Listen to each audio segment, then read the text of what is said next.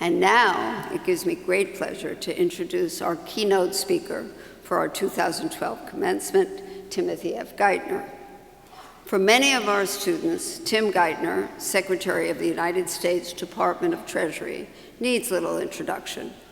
They have known of his leadership throughout the financial crisis, first as president of the Federal Reserve Bank of New York, a position he took up in 2003, and since January 2009 as the 75th Secretary of the Treasury. But commencement is not a policy event, and our pride and pleasure in having Tim, as I'm allowed to call him, with us today derives from the inspirational career he has pursued in a life of public service. Tim Geithner graduated from Dartmouth College with his bachelor's degree in Government and Asian Studies in 1983, and he came directly to SAIS to earn his master's degree with a concentration in East Asia. In doing so, he was actually following in the footsteps of his father, Peter Geithner, who graduated from SAIS in 1959, and whose career was with the Ford Foundation, where he headed Asia Studies.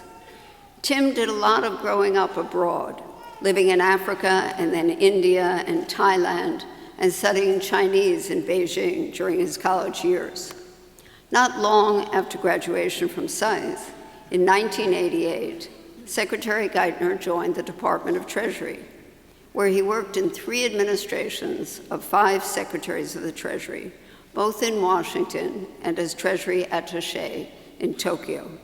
He worked his way up that ladder on merit, moving from a junior officer to Deputy Assistant Secretary to Assistant Secretary and then Undersecretary in those later years at Treasury. Some say he was mentored by Larry Summers, others that he was a protege of Bob Rubin, but he was surely a very young and dynamic partner in a dream team at Treasury during the Clinton administration. He earned his stripes in the financial crises in the late 90s, including and especially the Asian financial crisis. Success in the US government meant that Geithner had become a Democratic appointee and no longer a civil servant.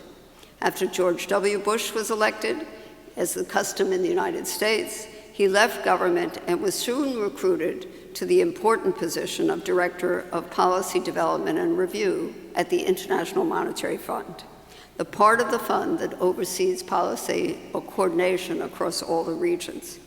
But that didn't last long.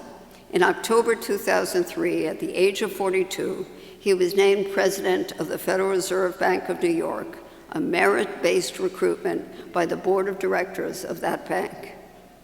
In a way that loses its gloss, actually, with hindsight, those were the happy days, the ebullient times before the crash of '08.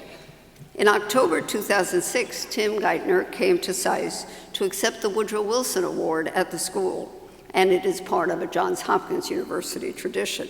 It's given to alumni who have brought credit to the university through their distinguished public service. Of course, his was a celebrated career even by then, but the New York Fed was not in the headlines in those days. There's more than a little irony when I look back and read my comments on his work at the Fed. I noted that these are not, quote, the kinds of issues that spark lively conversation at dinner parties, but they matter greatly. I went on to say that Tim Geithner hopes that you never see him on the front page of anything but SAIS reports. Well, attention surely came, by which time Tim and Hank Paulson and Ben Bernanke were surviving on no sleep, no dinner parties, and lots of pizza. So SAIS did prepare him for that. I think all our graduates and guests can see that Secretary Geithner could not plan such a career. Tim followed his passion for international finance and his instinct for public service. He was always focused on the substance of what he was doing in the moment and not looking for fame. Passion and instinct are 2 of the characteristics that we celebrate in our graduates. Supported by the preparation of studies at SAIS, the future can then unfold in unexpected ways for a life of leadership and international engagement. It gives me enormous personal pleasure in this, my last commencement, to present to the class of 2012, Secretary Geithner, class of 1985.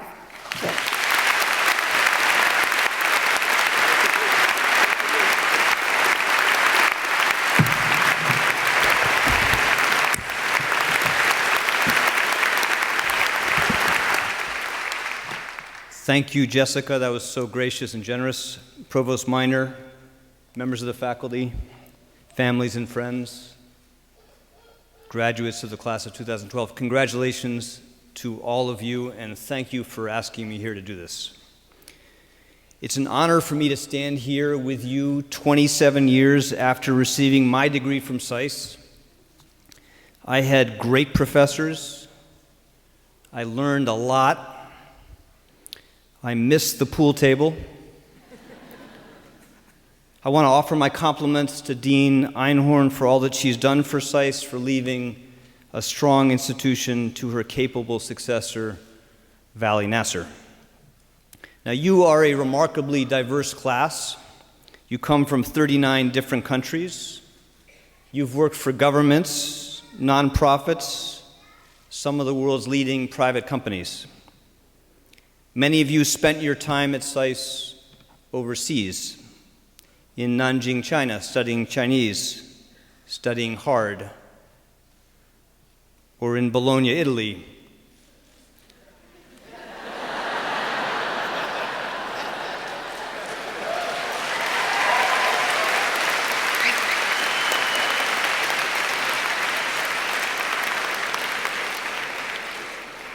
You stole my line. And you graduate from this institution with the world still recovering from the worst financial crisis since the Great Depression and into a very tough economy, very tough job market. And you chose to get a degree in advanced international studies. And your parents and your friends are here saying, "What were you thinking?" I know this is hard to explain. Now, your peers, they chose a credential that friends and relatives can wrap their heads around that would allow them to practice law or medicine or engineering or high finance. But you chose a different, a more intrepid path. You chose to study international affairs and economics. You didn't choose to narrow your world. You chose to make it bigger. You are neither fish nor fowl, neither lawyer nor banker, post-partisan, the heirs to Paul Nitze and George Kennan. You take yourself seriously, but not too seriously. The SAIS ethic, as I remember it, is driven, but with a quiet and calm intensity. You care more about what you do than what you earn.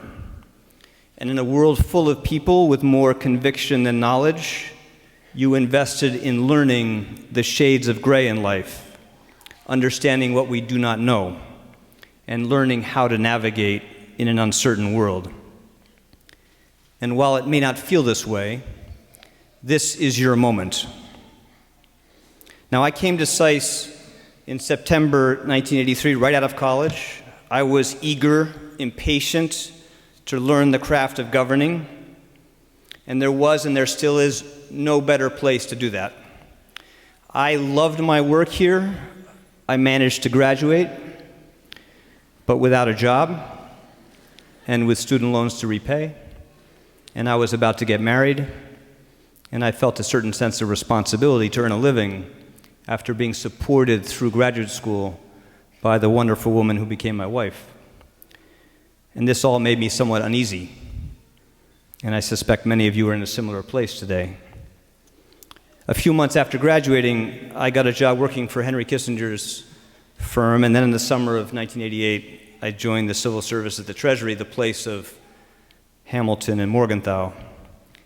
And there at Treasury, I had the remarkable experience, the valuable experience, though I did not know how valuable then, of working through a diverse mix of financial crises of other countries, of Mexico, and then Asia, and then back to Latin America. And I came back to Treasury in 2009 at a particularly dark moment in American history. The economy then, as you all remember, was still caught in the most dangerous phase of our financial crisis. And I was very worried. We were all very worried about how we were going to get out of it. And at my first meeting in the Oval Office after I was sworn in, I walked the President and Vice President Biden through the remaining large, complicated, very dangerous financial bombs that we still had to defuse. And I explained what I thought it would take to defuse them and how damaging those steps would be politically. Now, the weight of that conversation was enough to cause many leaders to shrink from action, but that's not what this president did. President Obama did not play politics with the crisis. He didn't sit there and commission a series of academic studies. He didn't sit there paralyzed by the terrible perils of the choices we faced. He didn't wait to act in the hope the crisis would burn itself out. He decided to act and to do the hard, the tough things early. And it was a tough few months at the beginning. I remember in those early weeks receiving from a friend a letter with the copy of the Teddy Roosevelt quote about the man in the arena. You may know this quote. It starts like this: "It's not the critic who counts, not the man who points out how the strong man stumbles, or where the doer of deeds could have done better, or where the credit belongs to the man who is actually in the arena, whose face is marred by sweat and blood." Now, I thought when I got this letter from my friend that was a thoughtful gesture. And then, well, about 10 more people sent me that quote. And I thought, well, this can't be good. They must really be worried about me. But I wasn't, or at least I tried not to be too concerned by the loud chorus of the critics. I didn't, frankly, have the luxury of time to worry about them. And I had an advantage they did not have. I knew then that we had a good plan for fighting our financial crisis. And there are many people who understand that now, but there were not many who believed that at the time. Now, there's a scene in the movie The Hurt Locker by Kathryn Bigelow that I think is a very powerful metaphor for the choices you can face in public life. And I tell this story not in any way to equate the battles we wage in economic policy with what our soldiers and their families face in war, but I tell it to convey a lesson about life. For those of you who haven't seen the movie, it's about a bomb disposal squad in Iraq and its team leader, Sergeant James. And in one scene, the team gets called in to defuse a suspected bomb. They evacuate a huge perimeter around the car, sagging under the weight of the explosives within. And Sergeant James puts on this formidable protective gear: huge gloves, helmet, full body armor. It's very hot. He opens the trunk, and even he is shocked by the destructive power of the explosives there. And looking at the size of the bomb, he decides to take off all the protective gear to expose himself so he can defuse it more easily. The other soldiers, dispersed at some distance behind protective barriers, are dumbfounded and alarmed, and they ask him, "What are you doing?" And he says in so many words, "If I don't succeed, it's going to blow me up anyway." Now, you're going to find lots of people in public life who worry more about how they appear than what they accomplish, who fear the risk in any action, who let preoccupation with perception and politics get in the way of doing the right thing. And what you should take from this story is that if you're going to make a difference, especially in public life, you need to be willing to get close to that flame. You need to be willing to take risk and to feel the heat, to expose yourself to the heat. And you have to keep your focus on the cause you have been called to serve and the craft of doing that job well. That's what the president did when the fires of our financial crisis were burning. There was no precedent, no playbook available to any of us other than the graveyard of mistakes from other crises. But we knew that we had to act. And we put together a creative plan, building on the brave work of Henry Paulson, Ben Bernanke, Sheila Bair, and the president guided a remarkably effective financial rescue, remarkably effective by any historical comparison, because he was willing to weather the political costs of committing to the best economic strategy.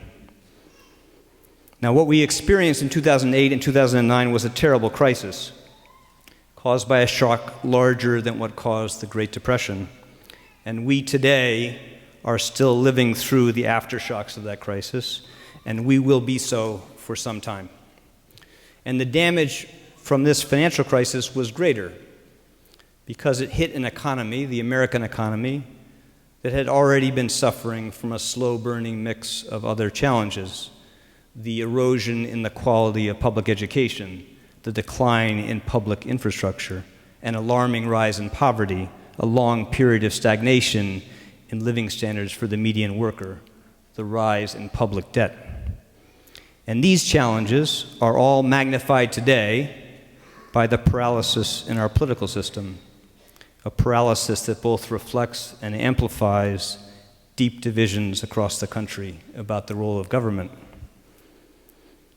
Now, these economic challenges are tough and daunting, but the critical test we face is a political challenge: how to recapture what for most of our history was our defining strength, a political system that was able to marshal the wisdom to do wise and hard things with a long-term view of what determines national economic strength. What has been exceptional about America is that even in a country founded on individual freedom and so deeply skeptical about government, Americans were ambitious and smart in creating public goods like universal public education, in building not just a world-class army, but a world-class public infrastructure, in designing not just a system for protecting the ideas of private innovators, but also for pioneering public investments in scientific discovery, in creating not just a system that offered very high financial rewards for the entrepreneur, but also a safety net for retirees and for the poor. Now, in today's political climate, it can seem sometimes that we've forgotten this wisdom about this country. But even with all these challenges, don't be too dark about America. We have successfully navigated the most dangerous phase of this American financial crisis. We're still a very dynamic and resilient nation, stronger in economic terms than any of the other major developed economies. Our challenges are more manageable, and we are in a much stronger position today to deal effectively with them. We just need to rediscover the political ability to solve the big problems still ahead of us. Now, I hope each of you will have the chance to spend some time working for your country, as a soldier, as an elected official, as a civil servant. We need more talented people to spend time in public service to help rebuild the confidence of Americans in their government.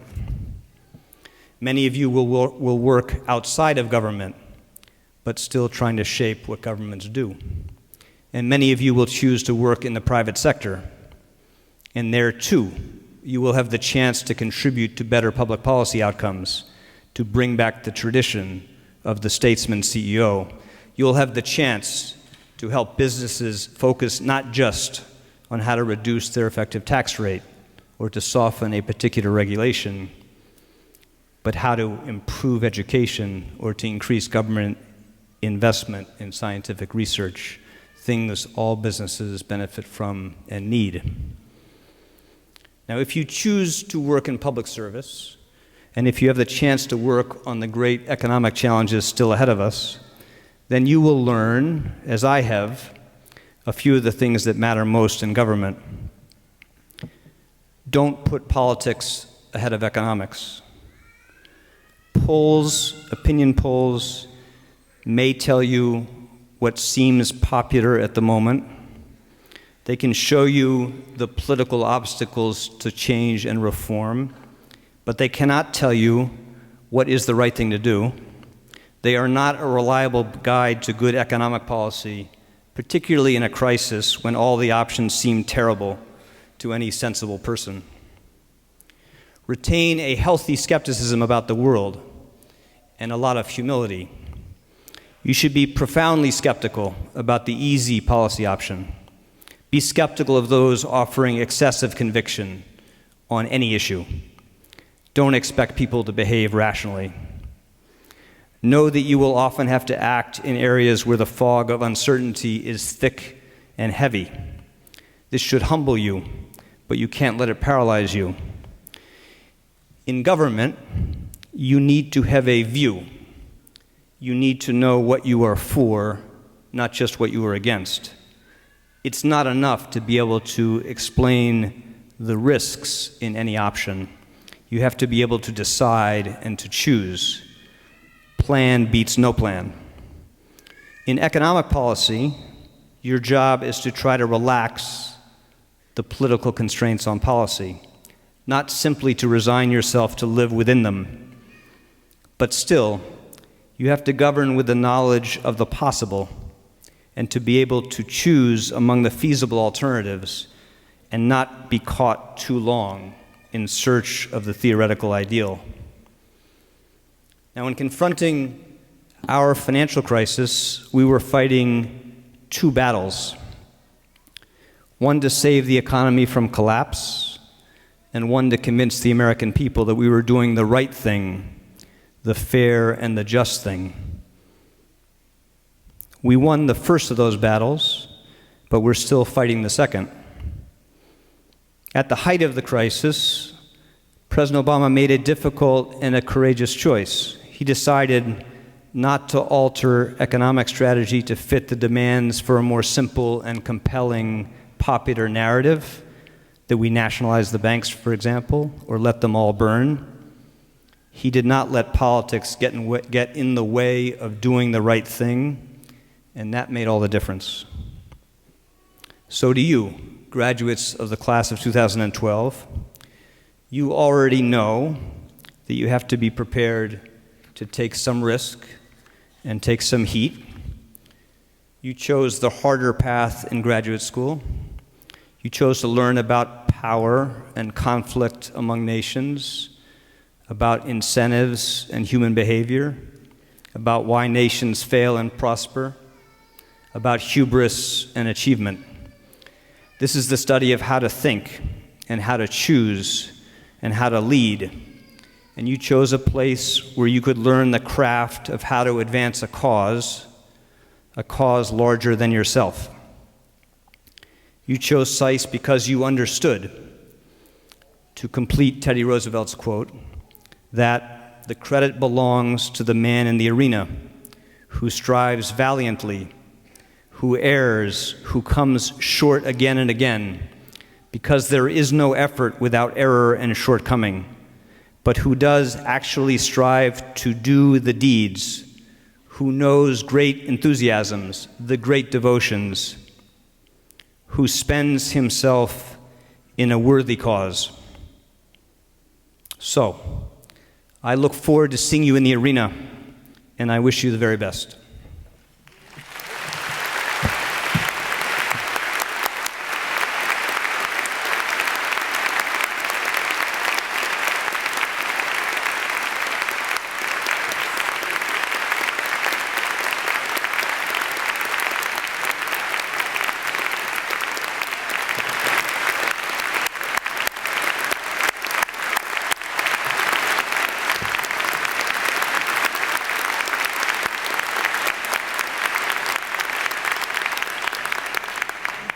As usual, the students said it better than I could with their applause, but thank you for that enormously timely but very personal and inspiring speech, and for being with us today.